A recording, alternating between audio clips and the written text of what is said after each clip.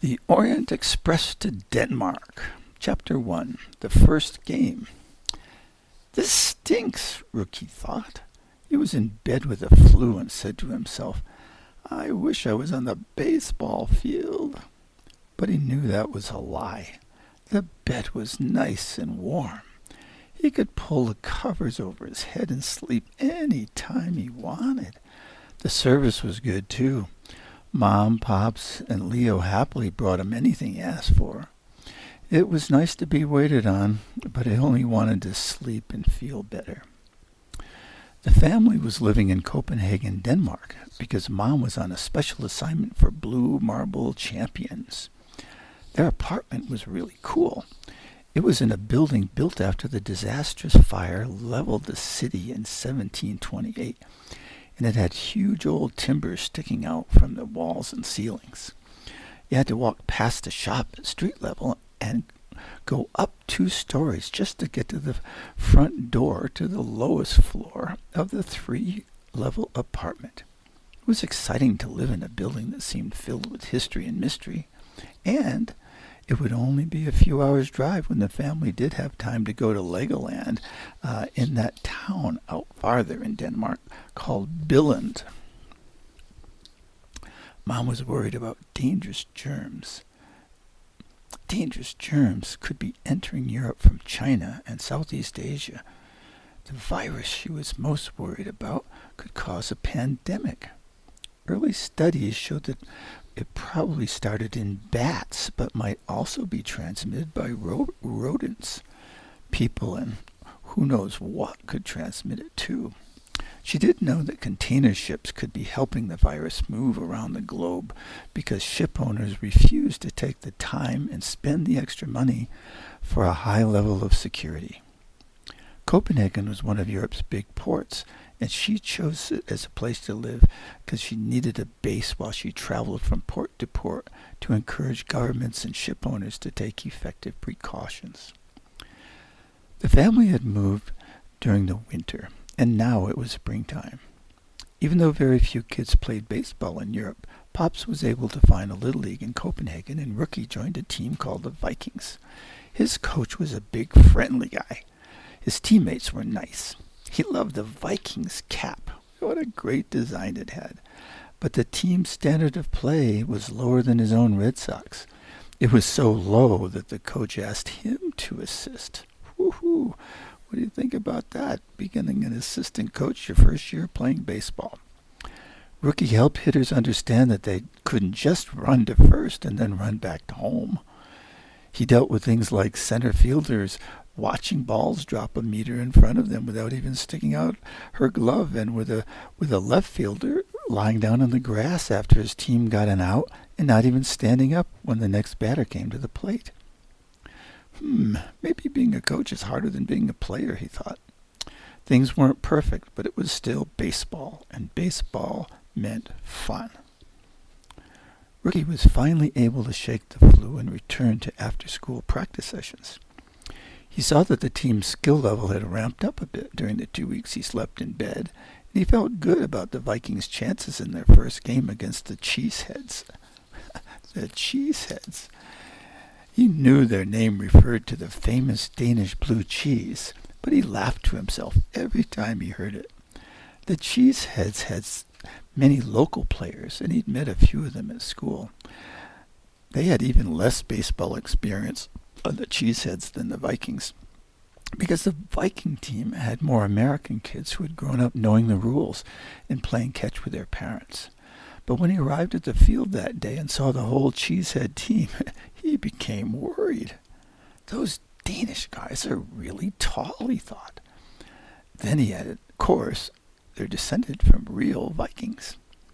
But player size was far from the most important factor in baseball. Skill, knowledge, and attitude ranked far above, and the Vikings were shaping up very nicely on all those important factors. One particularly good thing about being in Copenhagen was that Rookie got to pitch sometimes and play shortstop, 2 positions he really enjoyed. Today, the Vikings were home team. He was at shortstop, and his new friend Ulrich was pitching. Ulrich started off shaky. walking the first batter on 4 straight pitches. But he got the second batter to hit a pop-up. Oh, but unfortunately, the third baseman dropped it. And now there were 2 on and no outs. Sure wish BR were here, Rookie thought. We'd aim for a double play. But if the ball comes to me, best to just take the force out at third. Smack! The first pitch to the next batter skimmed the grass straight at Rookie. He didn't move. He didn't have to move. All he had to do was reach down with his glove. And he did. But the ball hopped over it, between his legs and into right field. I can't believe this, he thought. I'm supposed to be the experienced one here, the player coach, and look at me. But he knew feeling sorry for himself was the wrong attitude, so he quickly turned and stepped toward the outfield to act as the cutoff man. The left fielder had been playing shallow. He charged the ball and tossed it to him. Rookie saw the runner from second, round third base, and he fired toward home. It was a strike, and it had arrived 3 full steps ahead of the runner. The catcher covered it in his mitt with his hand and tagged the runner. Well, at least I redeemed myself, Rookie thought. Urich struck out the next batter and then caught a line drive to end a scoreless top of the first. Rookie ran to the bench shaking his head, still displeased at his error. The first Vikings batter bounced an easy grounder to shortstop. Second batter walked, and Urich, who was batting third, looped a lazy fly ball just over the shortstop's head.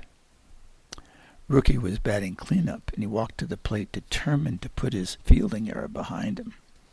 He swung at a low outside fastball and missed. Settle down, he counseled himself, and he then let 2 outside pitches go by.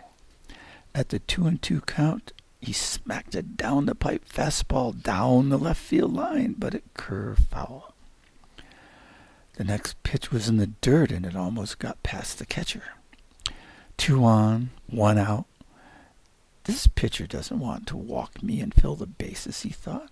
I'm going to hit this one out of the park. And whoa! Just then, a dream of a meatball came in. The biggest, fattest, slowest meatball he ever saw. And it just floated toward him. It was the kind of pitch that Pop sometimes threw him when the whole family practiced in the park near the house. He leaned back on his right foot, lowered his bat, and swung for the fences in an exaggerated uppercut of a swing. He hit a towering fly ball, but it was one destined to land just behind the pitcher's mound. After hanging up there for the entire time that he ran diligently toward first, it plopped into the second baseman's glove without even making a sound. As the game progressed, Rookie made a couple of good fielding plays, hit a ground ball through the infield to force a run, and the Cheeseheads went down 2-1 to the Vikings. But he knew the Vikings were lucky to have pulled it off. Cheeseheads were improving with experience and would be much more formidable next time they met. As the players dispersed, Urich invited Rookie to stop at his house before going home. He agreed and was rewarded with a tasty Danish pastry and a glass of delicious Danish milk. Just before he left for home, Urich's mother and father arrived from work. They were very pleasant people, but clearly Urich's father was agitated. "Why are they doing this?" he asked as he washed his hands in the sink. Why would a ship captain divert his ship from our first-class deep-water harbor here to dock at a fishing port up the island, particularly since this Orient Express ship is arriving from one of the countries experiencing an epidemic that threatens world health? We have the best virus scanning in the world here, thanks in part to your mother, Rookie. So why did the Orient Express change its plan? I just don't get it. Chapter 2, The Big Game. When Rookie had climbed the long staircase to his apartment, He planned to tell Mom what he'd learned about the ship, but Pops said she departed earlier that afternoon for Rotterdam. It was a big and busy Dutch port. Leo was loafing with his feet up on a coffee table and just waved. But after hearing Rookie's story, he said, "Now, the only conclusion I can reach is that the Orient Express's captain doesn't want to be scanned. I bet he's afraid his cargo will be tested, found to be infected, and then impounded for months while it's fumigated." Pop said, "Well, you could be right, and this is exactly the type of event your mom is trying to prevent. I'd go to talk with Ulrich's father about it, but I have to jump into a car and drive to Malmö, Sweden. And sorry, but I gotta go, and that's right now." "Drive to Sweden?" Rookie said in surprise. "But that's across the Baltic Sea. Won't you have to take a ferry or fly in a plane?" "Well, Rookie, my boy, the enterprising Danes have built an 8-kilometer bridge and a 4-kilometer tunnel that cross a narrow stretch of the Baltic called the Öresund. That'll make it a fast trip, and I expect to be back home from Sweden before your bedtime." After Pops departed, Rookie asked Leo, "So what to do? What do you think, man? Should we just stay out of this?" "When it comes to viruses and epidemics," Leo said, "nobody can declare they just want to stay out of it. Did you learn where that ship is supposed to dock?" "Yes, I did. It's called Dragor." "Hey," Leo said, "that's a small fishing village just a short train ride from here. Say, I'm getting an idea. Hey, Rookie, do you have any money laying around?" "Well, Leo, yes, I have some Danish kroner I got for my birthday, but I don't want to give it up before we build a plan on how to use it." The boys talked. Rookie dug out his birthday money. Leo threw some things into a backpack, grabbed 2 bus and train passes from the kitchen cabinet, and they set off to a shop Leo knew that was on Copenhagen's nearby walking street. Within minutes, they were on a train to Dragor.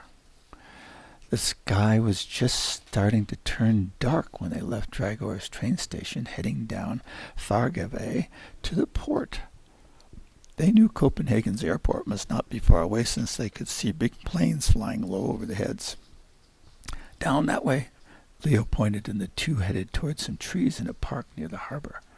A dozen fishing boats were docked along a pier and appeared unoccupied, but at the pier's tip, huge light posts showed swarms of people, trucks, and heavy equipment.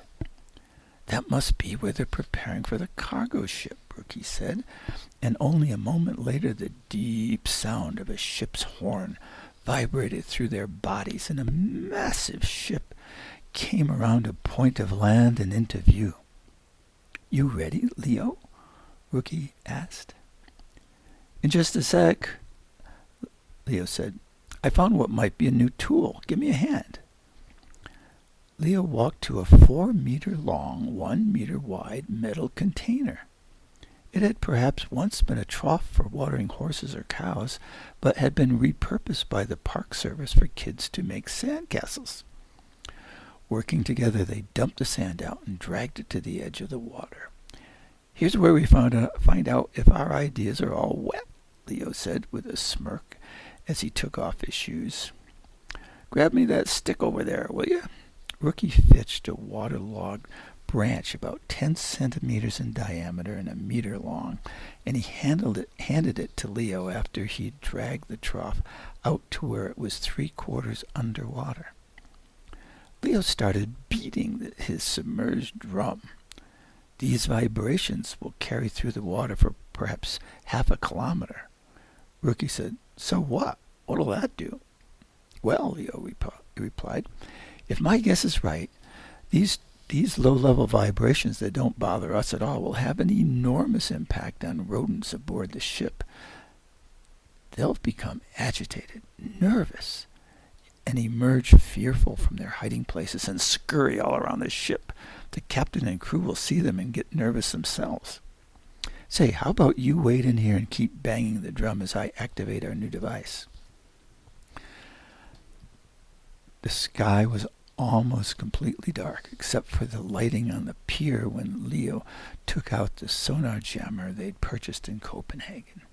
He waded out to Rookie's side, stood there and turned it on and submerged it. Then Leo said, "My hope is the rats have already made the ship's crew jumpy.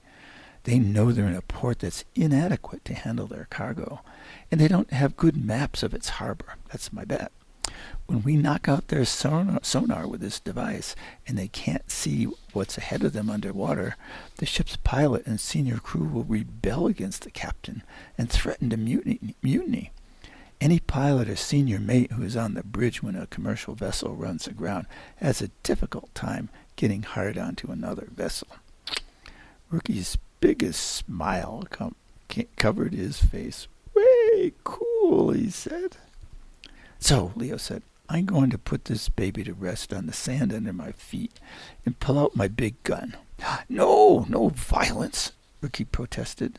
Leo said, "That was just a manner of speaking. I'm talking about my hologram projector. A few seconds before we left home, I loaded it with photos of natural objects. I'll start now. I'm hoping the images projected through the night sky will shock them out there." Leo aimed his hologram at a spot 100 yards ahead of the ship, pushed the red button, and a small rocky island appeared there like magic. Within seconds, a siren blared from the ship. A second siren erupted in pulses, and a moment after that, engine noises filled the harbor and white water surrounded the ship as it stopped and began to retreat. Heat from the engines and mist from the screws froth distorted the hologram and showed that the island was an illusion. Moments later, as the ship stopped, the sirens were silenced and the two launches were lowered 5 stories from the massive vessel's deck. At the sound of outboard motors and the glare from headlights coming from the distance, the boys looked at each other, wondering what was up. Within seconds, it became clear. Somebody, probably angry somebodies, was coming right at them. "Let's split," Rookie called out. "I second that," Leo concurred. "Let me fetch the sonar disruptor." "Forget it. We gotta save our butts," Rookie hollered. And the two sprinted off the beach without putting their shoes on. They were halfway back through the park when they spotted policemen and dock workers jogging toward them with flashlights. Light glinted off one policeman's drawn pistol. "Change of plan," Rookie said softly to Leo. They angled to the left, only to see a police car arriving on the road above them with its bubble lights flashing and siren wailing. "Toward the beach, but stay in the scrub." They were in a group of small bushes and approaching the edge of the sand when a bullhorn from one of the motor launches blared. "Stop right where you are." They didn't lose a step.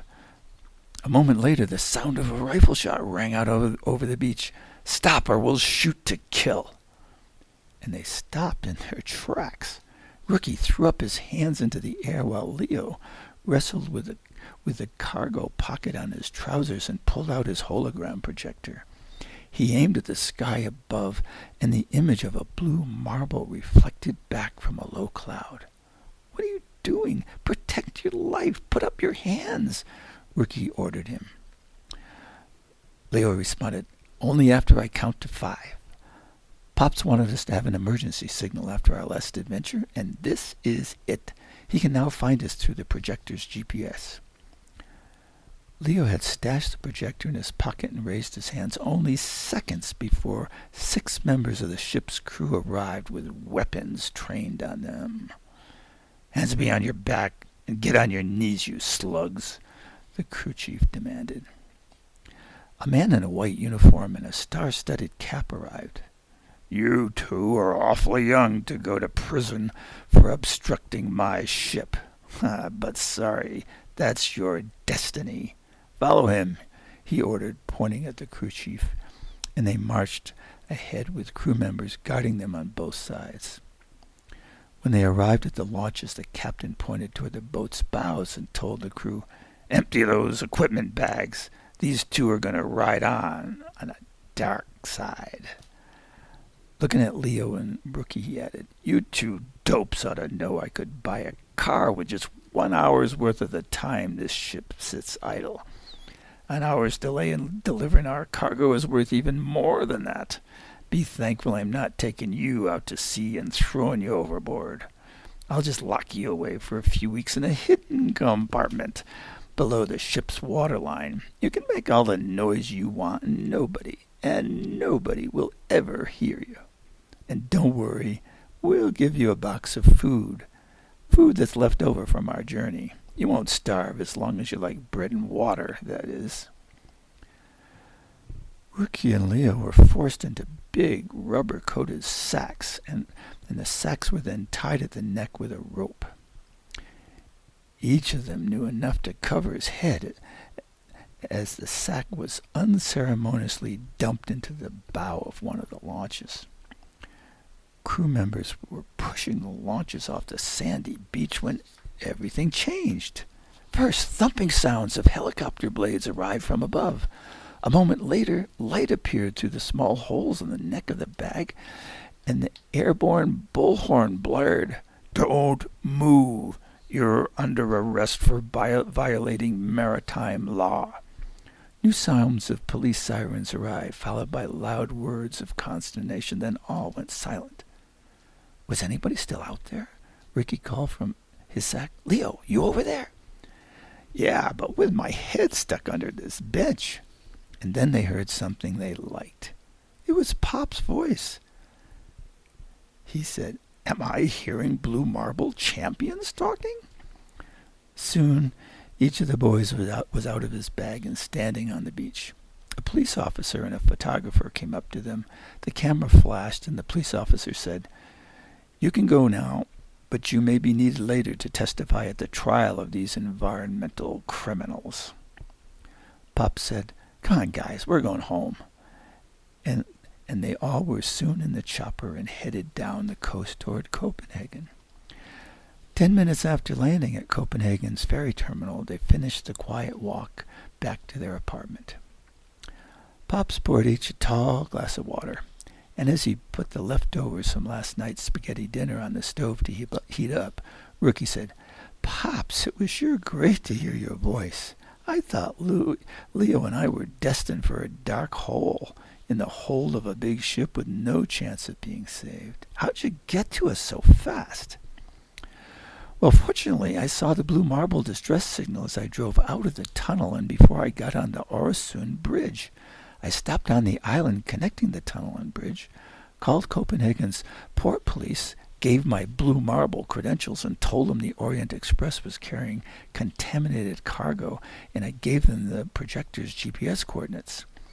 They sent me a helicopter, and the rest is history. A good history, as you know." Chapter 3, The Second Game. The three of them slept well and dragged themselves out of bed only in late morning. Mom arrived home just as they were completing breakfast and said, "You two boys are all over the newspapers and TV. The Danish authorities have already discovered the dangerous virus in several places on the Orient Express. Well done. You've helped save the planet before, but this time you led your own operation to save the environment and to save lives. If you would both please stand up, I have something for you." And she placed Blue Marble champion pins on their shirts. After watching his and Leo's non-smiling faces peer from the TV as a reporter spoke in Danish, Rookie dressed for the Vikings game against the Windmills that afternoon. Windmills, another great name for a team, Rookie thought, since windmills generate more energy per person here in Denmark than in any other country in the world.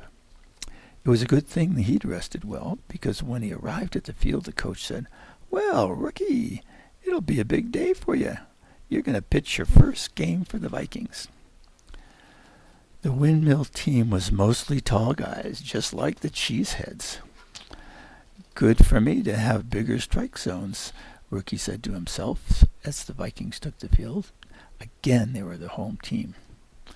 As Rookie walked somberly to the mound, a wild idea struck him, and he said to himself, "Be anything but predictable." He threw his first pitch sidearm for a called strike. This first batter acted puzzled, as if he'd never seen such a throwing style before. Rookie's next pitch was a fastball, another called strike for this bewildered batter. Then he looped a slow sidearm pitch toward the outside corner.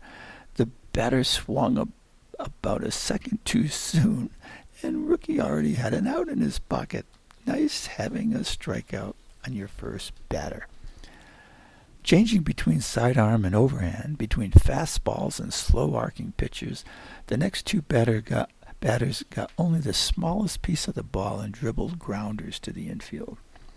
When the Vikings came up, Rookie was batting cleanup again, and he slammed a line drive over the pitcher's head and into center. Unfortunately, there was nobody on, and the first inning ended 0-0. At the top of the second, Rookie was still pitching, and he stood and stared as the Windmills' cleanup hitter was slow to arrive at the batter's box. He figured their coach was giving guidance on how to face his unpredictability. When that tall guy dug in his cleats at the plate, he held his bat high and wagged it around. Rookie decided to challenge him with a high, hard fastball. Pop! The ball hit the catcher's mitt right after a huge, powerful swing. Whew! Gotta keep the ball away from this guy, Rookie thought. His next two pitches were just off the outside and inside corners, and the same big swing simply resulted in foul balls from each of them. They just trickled toward the Windmills bench. Rookie smiled to himself, and then he uncorked a fast sidearm pitch for the strikeout. The batter hadn't seen Rookie release the ball. He swung late and missed it by a mile. Rookie turned away from the plate and walked a circle around the mound as the ball was tossed from infielder to infielder and then back to him.